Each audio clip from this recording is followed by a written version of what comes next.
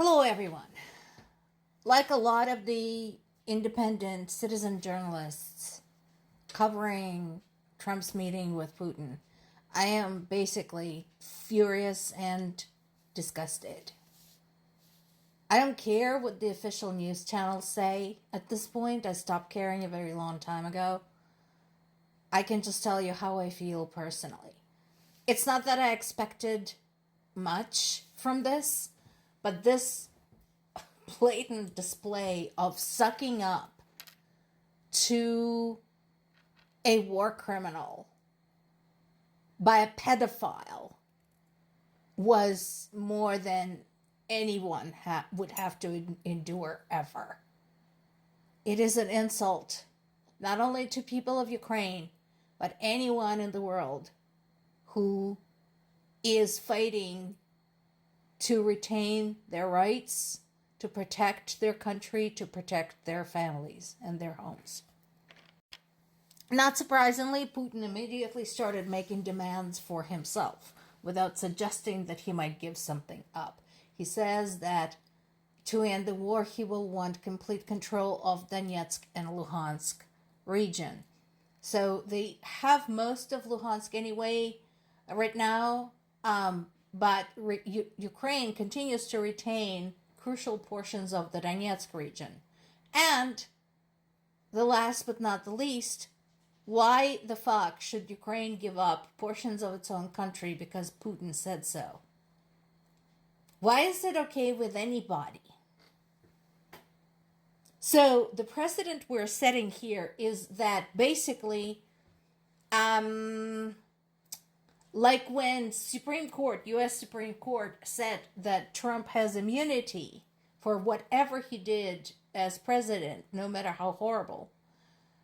Here we're setting a precedent by saying any country can hack off pieces of its neighbors and get away with it, just as long as they have enough people to sacrifice and enough weapons. So that's okay with everybody.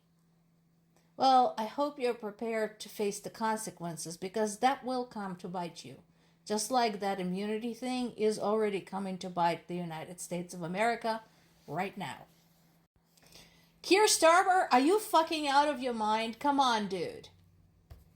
I actually liked you because you expressed so much support for Ukraine. Are you fucking kidding me, or are you just trolling? So here's why I'm upset. So Keir Starmer is, singing praises to Trump for bringing peace in Ukraine closer than ever. How? How did he bring it closer than ever? No. He just met with the war criminal. There is a fear in Ukraine that Russia will basically get its sanctions lifted and will start getting support from the United States. How does it bring anything closer other than the destruction of Ukraine, which I don't think is a good end to the war that you have in mind? Now, he did follow up by saying, hey, this cannot be decided without Ukraine. Ukraine needs to be involved. But I can guarantee you, Keir Starmer, that the only thing Trump has heard of what you said is, hey, dude, good job, you're the best. And he is going to use that to blast it through all of his socials, to all of his media, saying, see, the British guy says that I am awesome.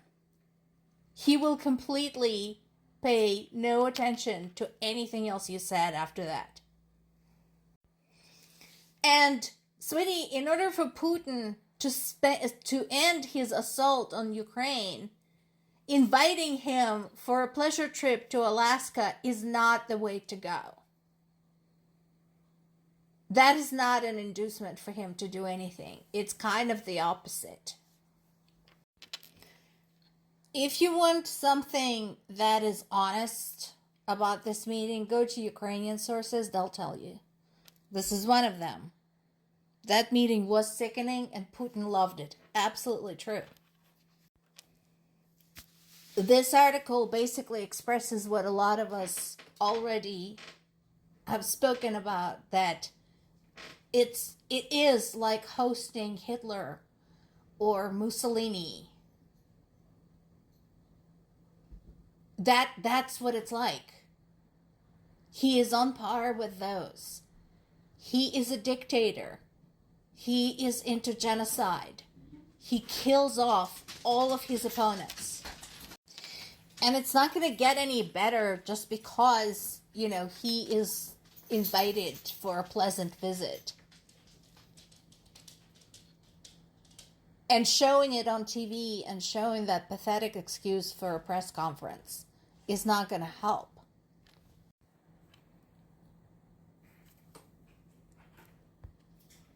And if I were European allies, actually any allies anywhere in the world, I, again, would start taking very active steps toward not just isolating Russia, that's already being done, but to basically getting as far away from the U.S. as possible, resolving whatever problems that exist in their particular part of the world without the U.S. help.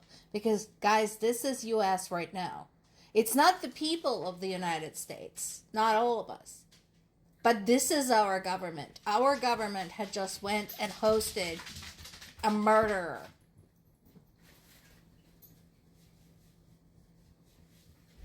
A blood-soaked murderer on U.S. soil and did nothing to detain him.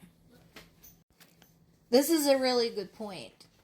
That for all of his boasting that he is such a great friend with Putin who understands him, Trump really hasn't learned the lesson.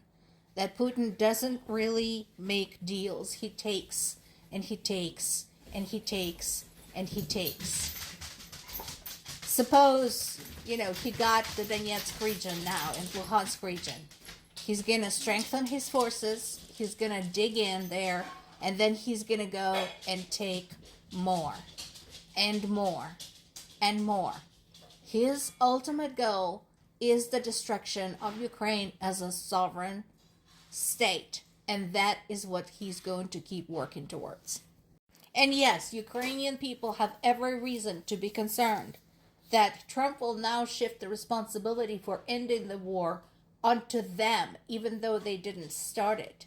And when there are obstacles to doing so, he's just going to complain that Ukrainians are being difficult and they don't truly want peace. There is literally every possibility of that happening. We talked about this before. Because remember the blowout he had with Zelensky just a couple of months ago. And remember all the times when he called Zelensky difficult because Zelensky wants his country to be left the fuck alone and to be restored to its actual borders. Thank you, Nordic and Baltic countries. At least they're not losing their mind. Yes, they're absolutely right. Putin cannot be trusted. How do they know? Because they know. Look at history. The Baltic states, Finland, Sweden, all had dealings with Russia. They speak from experience. Listen to them. They had dealings with Russia long before the United States of America even existed. Not even as a concept. They have every reason to say what they're saying, and I know they will continue supporting Ukraine no matter what, because they're right there next door. They know they're next on the list.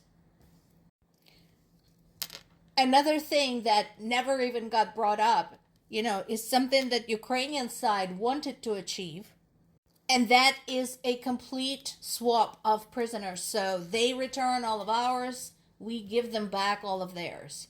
That did not happen. And we know how Russia treats POWs. They do not observe the Geneva Convention. They don't give a fuck about Geneva Convention. And case in point, as Putin was flying to Alaska, this happened. Russia bombed Sumy again. Striking civilian infrastructure. The rescue workers are working. We don't know the casualty toll yet. This should speak louder than words. Dealing with